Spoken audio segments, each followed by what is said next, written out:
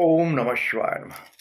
मंडळी, काल सोमवार, त्यानिमित्त माझ्याकडे एक व्यक्ती म्हणजे वयस्कर व्यक्ती, स्त्री आणि तिच्याबरोबर फॅमिली आली होती. का आली होती? तर त्याचं कारण म्हणजे ती व्यक्ती वेड्यावानी करते, बडबडते, जेवत नाही, काहीही बडबडते, कुठेही फिरते वगैरे वगैरे अशी तक्रार घेऊन ही मंडळी त्यांच्या घरातली लोकं घेऊन त्या व्यक्तीला धरून आणलं होतं माझ्याकडे. हं?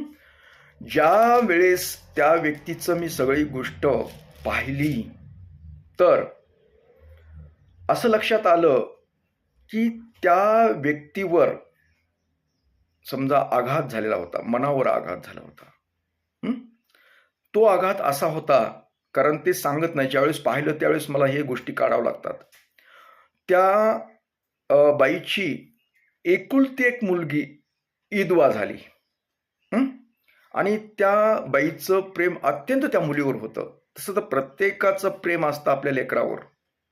अति प्रेमामुळे आपल्या मुलीचं आता वाटोळं झालंय ही ती सहन करू शकली नाही. हं?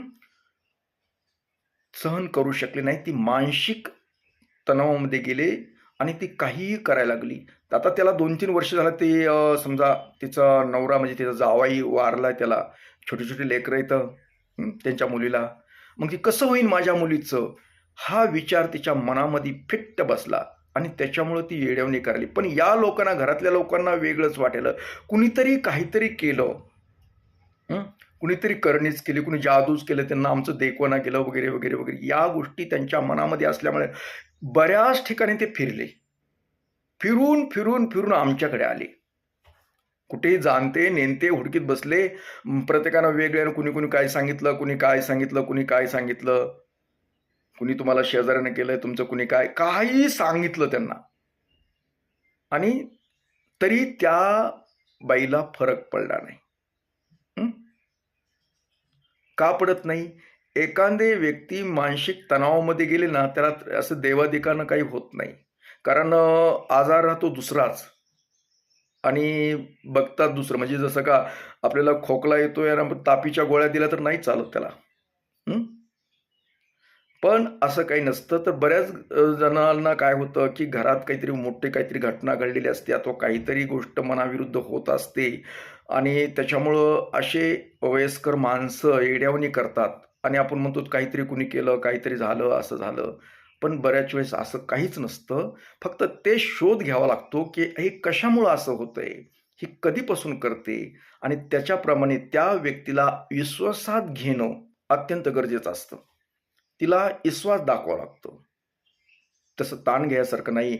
आणि म्हणजे प्रेम द्यावं लागतं त्या व्यक्तीला. म्हणजे माया वगैरे दाखवून तिला गोड बोलून असं सगळं येणं. जर तुम्ही ती अशी करते म्हणून येड्यावरून तिच्यावर जर चिडाचिड केली, तर ती जास्त करते.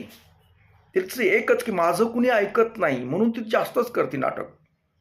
तसं नाटक तिला त्रास होतो, होत नाही असं नसतं. पण ती जास्त होतं ते. म्हणजे मनातून बी तिला म्हणजे ती काही खरं नाही वगैरे काही विचार येऊ शकतात. अनेक विचार येतात त्या व्यक्तीच्या मनामध्ये आणि त्या व्यक्तीच्या मनामध्ये विचार येत असल्यामुळे ही व्यक्ती आपल्याला येड्यावानी वागलेली दिसते आणि आपण ती समजतो की कुणीतरी काहीतरी जादू, करणी, भानामती वगैरे अशा गोष्टी केल्यात. पण अगोदर समजून घ्यायचं असतं की ही का करते, कशाबद्दल करते, तिला काहीतरी झालं असेल, काय झालं असेल. ती व्यक्ती बऱ्याच वेळेस खात नसते, जेवण करत नाही. तिला भरपूर जेवण देत जा, मायेनं जेवण द्या आणि झोप चांगली घेण्यासाठी तिला वेळ द्या. मनातील जे टेन्शन आहे ते दूर करण्याचं बोलून समजावून घेऊन तिला समजून घ्या. समोरच्या वयस्कर व्यक्ती जर असेल ना, तिला समजून घ्या.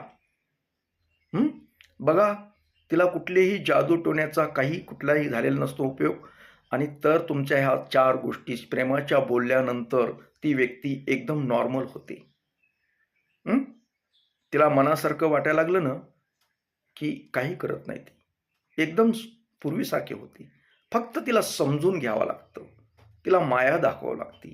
विश्वास दाखवावा लागतो आणि विश्वास वगैरे अशा गोष्टी जर दाखवल्या तर ती व्यक्ती एकदम शांत आणि नॉर्मल सर्व पूर्वीच्यासारखी एकदम चांगली व्यक्ती होते. कारण चांगले जे विचार करणारे असतात ना, अतिविचार करणारे लोकांनाच हा त्रास होतो. ज्याने का जीवनामध्ये काहीतरी संघर्षातून काही निर्माण केलेलं असेल, त्यांच्या जीवनामध्ये झिरोमधून उभा केला असेल, तर अशा व्यक्तींच्या मनावर वाईट परिणाम होतो. कारण त्यांचं कुणी ऐकेना गेलं, काही होईना गेलं, की ते तणावामध्ये जातात आणि तणावामध्ये गेल्यानंतर हे असे वागतात आणि आपण म्हणतो त्यांना कुणीतरी काहीतरी केलं, एड लागलं वगैरे, वगैरे, वगैरे.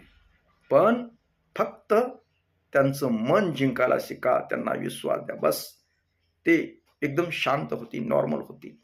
हं? हे थोडक्यात सांगतो तुम्हाला.